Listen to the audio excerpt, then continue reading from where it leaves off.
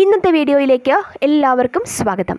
കച്ചവടം ചെയ്യാൻ ഇന്ത്യയിലെത്തിയ പോർച്ചുഗീസുകാർ പതിയെ കച്ചവടത്തിൽ നിന്നും അധികാരത്തിലേക്ക് എങ്ങനെ മാറി എന്ന് നോക്കാം.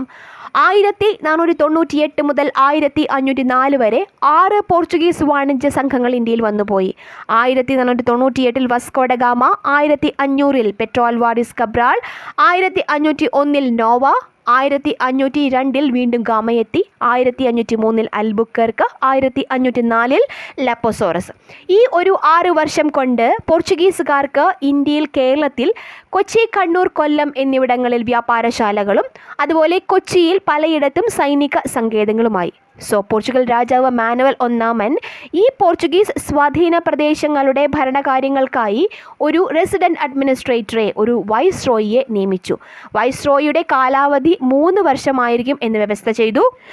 അങ്ങനെ ഇന്ത്യയിലെ ആദ്യ പോർച്ചുഗീസ് വൈസ്രോയിയായി 1505 ഫ്രാൻസിസ്കോ ഡി അൽമേഡ നിയമിതനായി. 1505 മുതൽ 1508 വരെ ആയിരുന്നു അദ്ദേഹത്തിൻ്റെ നിയമനം. പക്ഷേ ചില കാരണങ്ങൾ കൊണ്ട് 1509 അൽമേഡ പോർച്ചുഗലിലേക്ക് തിരിച്ചുപോയത്. എന്തിനു വേണ്ടിയായിരുന്നു അൽമേഡയെ ഇന്ത്യയുടെ വൈസ്രോയിയായി അപ്പോയിൻ്റ് ചെയ്തത്? അൽമേഡയെ ഏൽപ്പിച്ച ദൗത്യം എന്ന് പറയുന്നത് ഇന്ത്യയുടെ സുഗന്ധവ്യഞ്ജന വ്യാപാരം പോർച്ചുഗീസ് നിയന്ത്രണത്തിലാക്കുക, കിഴക്കൻ ആഫ്രിക്കയുടെയും ഇന്ത്യയുടെയും ചില നിർണായക സ്ഥലങ്ങളിൽ കോട്ടകൾ കെട്ടി പോർച്ചുഗീസ് അധികാരം ഉറപ്പിക്കുക, പ്രാദേശിക പ്രഭുക്കന്മാരുമായുള്ള സഖ്യത്തിലൂടെ പോർച്ചുഗീസ് വ്യാപാരം വർദ്ധിപ്പിക്കുക. അൽമേഡയുടെ നിയമനത്തിന് ഒരു കണ്ടീഷൻ ഉണ്ടായിരുന്നു. അതായത് ഇന്ത്യൻ മഹാസമുദ്രത്തിൻ്റെ കിഴക്കൻ ആഫ്രിക്കയുടെയും ഇന്ത്യയുടെയും ചില നിർണായക സ്ഥലങ്ങളിൽ കോട്ടകൾ കെട്ടിയാൽ മാത്രമേ അൽമേഡയ്ക്ക് വൈസ്രോയി സ്ഥാനം ഏറ്റെടുക്കാൻ അനുമതി ഉണ്ടായിരുന്നുള്ളൂ. അൽമേഡ പോർച്ചുഗലിൽ നിന്നും യാത്ര തിരിച്ച് Cape of Good Hope cruise ചെയ്ത് ആദ്യം കിഴക്കൻ ആഫ്രിക്കൻ രാജ്യമായ കിൽവയിലെത്തി. അവിടെ ഒരു കോട്ട പണി കഴിപ്പിച്ചു, ഫോർട്ട് സാന്റിയാഗോ. എന്നിട്ട് ഇന്ത്യയിലെത്തി അഞ്ചുദ്വീപിൽ. അവിടെ ഒരു കോട്ട പണി കഴിപ്പിച്ചു, അഞ്ചുദ്വീപ് കോട്ട. അതിനുശേഷം നേരെ വന്നത് കണ്ണൂരിലാണ്. കണ്ണൂരിലെത്തിയ അൽമേഡ കോലത്തിരയെ ചെന്ന് കണ്ട് കണ്ണൂരിൽ ഒരു കോട്ട കെട്ടാൻ അനുവാദം ലഭ്യമാക്കി.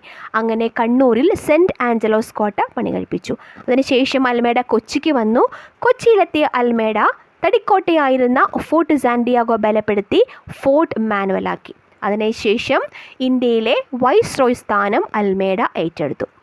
ഇന്ത്യയിലെ യൂറോപ്യന്മാരുടെ ആദ്യ കോട്ട ഏതാണ്? ഫോർട്ട് മാനുവലാണ് അല്ലേ? പള്ളിപ്പുറം കോട്ട, ഐക്കോട്ട എന്നൊക്കെ അറിയപ്പെടുന്ന ഫോർട്ട് മാനുവലാണ് ഇന്ത്യയിലെ യൂറോപ്യന്മാരുടെ ആദ്യ കോട്ട. ഫ്രാൻസിസ്കോ അൽമേഡയുടെ പ്രധാനപ്പെട്ട ലക്ഷ്യം ഇന്ത്യൻ മഹാസമുദ്രത്തിൽ പോർച്ചുഗീസ് ആധിപത്യം ഉറപ്പാക്കുക എന്നതായിരുന്നു. To make the Portuguese the master of Indian Ocean. അതിനായി അൽമേഡ കൊണ്ടുവന്ന പോളിസിയാണ് ബ്ലൂ വാട്ടർ പോളിസി, നീല ജലനയം. നീല ജലനയം നടപ്പിലാക്കാൻ കൊണ്ടുവന്ന ഒരു സിസ്റ്റമാണ്, ഒരു സംവിധാനമാണ് കർട്ടാസ് സിസ്റ്റം. എന്താണ് കർട്ടാസ് സിസ്റ്റം? അതായത് ഇന്ത്യൻ മഹാസമുദ്രത്തിൽ ഏതെങ്കിലും ഒരു രാജ്യം കച്ചവടത്തിന് എത്തുന്നതിന് മുൻപ് തന്നെ പോർച്ചുഗീസുകാരിൽ നിന്നും ഒരു ലൈസൻസ് മേടിച്ചിരിക്കണം. ദാറ്റ് മീൻസ് ഈ പോളിസി ഇംപ്ലിമെൻറ്റ് ചെയ്തു കഴിഞ്ഞാൽ ഈ പ്രദേശം മുഴുവൻ ആരുടെ അധീനതയിലാകും? പോർച്ചുഗീസുകാരുടെ അധീനതയിലാകും. ഇത് നിലവിൽ ഇന്ത്യൻ മഹാസമുദ്രം വഴി കച്ചവടം ചെയ്തിരുന്നവർക്ക് പ്രശ്നമായി. ആർക്കൊക്കെ പ്രശ്നമായി? അറബ് ട്രേഡേഴ്സിന് പ്രശ്നമായി. കാരണം അറബിക്കടലിൽ പൂർണ്ണ ആധിപത്യം ഉണ്ടായിരുന്നത് അറബ് ട്രേഡേഴ്സിനായിരുന്നു. കോഴിക്കോട് സാമൂതിരിക്കും പ്രശ്നമായി. കൂടാതെ ചെങ്കടൽ വഴി അറബിക്കടലിലൂടെ കച്ചവടം ചെയ്തിരുന്ന ഈജിപ്തിനും, ഈജിപ്തിലെ മാംലുക് സുൽത്താനും പ്രശ്നമായി. പിന്നെയോ ഗുജറാത്തിലെ മഹമ്മൂദ് ബേഗറയ്ക്കും പ്രശ്നമായി. ഈ 4 പേരിൽ കോഴിക്കോട് സാമൂതിരിയെയും അറബി കച്ചവടക്കാരെയും പോർച്ചുഗീസ് സൈന്യം വളരെ എളുപ്പത്തിൽ തോൽപ്പിച്ചു. ഇനിയുള്ളത് ഗുജറാത്തും ഈജിപ്തുമാണ്. ഗുജറാത്തിൻ്റെയും ഈജിപ്തിൻ്റെയും സംയുക്ത സൈന്യത്തിൻ്റെ കൂടെ കോഴിക്കോട് സാമൂതിരിയും കൂടി ചേർന്ന് 1508 ദിയോയിൽ വെച്ച് പോർച്ചുഗീസുകാരെ പരാജയപ്പെടുത്തി. കൂടാതെ ഈ യുദ്ധത്തിൽ അൽമേഡയുടെ മകൻ ലൊറൻസോ അൽമേഡ കൊല്ലപ്പെടുക കൂടി ചെയ്തു. ഇതിൻ്റെ തിരിച്ചടി കൊടുത്തുകൊണ്ട് 1509 ദിയോ യുദ്ധത്തിൽ ഗുജറാത്തിൻ്റെയും ഈജിപ്തിൻ്റെയും സാമൂതിരിയുടെയും സംയുക്ത സൈന്യത്തെ അൽമേഡ തോൽപ്പിച്ചു. ഇതോടുകൂടി ഇന്ത്യൻ മഹാസമുദ്രത്തിൻ്റെ പൂർണ്ണ ആധിപത്യം പോർച്ചുഗീസിനായി. വന്ന ലക്ഷ്യം നിറവേറ്റി അൽമേഡ 1509 പോർച്ചുഗലിലേക്ക് തിരിച്ചുപോയി. ഇനി ഇതിലെ മേജർ പോയിൻറ്റ്സ് എല്ലാം ഒന്ന് നോക്കാം. ഇന്ത്യയുടെ ആദ്യ European Portugal viceroy Francisco de Almeida. Almeida viceroy ആയി നിയമിതനായ വർഷം 1505. അൽമേഡയുടെ ഭരണകാലാവധി 1505 മുതൽ 1509 വരെ.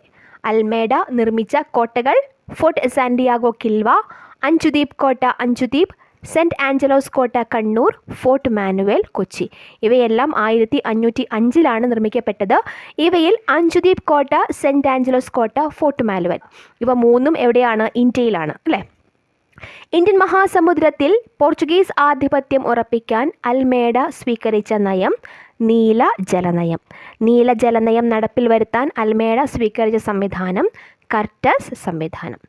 പോർച്ചുഗീസുകാർക്ക് ഇന്ത്യൻ മഹാസമുദ്രത്തിൽ ആധിപത്യം ഉറപ്പിച്ച യുദ്ധമാണ് 1509 ദിയു യുദ്ധം. ദിയു യുദ്ധം ആരൊക്കെ തമ്മിൽ? പോർച്ചുഗീസ് സൈന്യവും ഈജിപ്തിൻ്റെയും ഗുജറാത്തിൻ്റെയും കോഴിക്കോടിൻ്റെയും സംയുക്ത സൈന്യവും തമ്മിലായിരുന്നു 1509 ദിയു യുദ്ധം.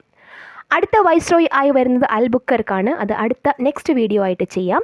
വീഡിയോ കണ്ട എല്ലാവരും ചാനൽ ഒന്ന് സബ്സ്ക്രൈബ് ചെയ്തേക്കണം. അതുപോലെ വീഡിയോയ്ക്ക് ലൈക്കും തരണം. താങ്ക്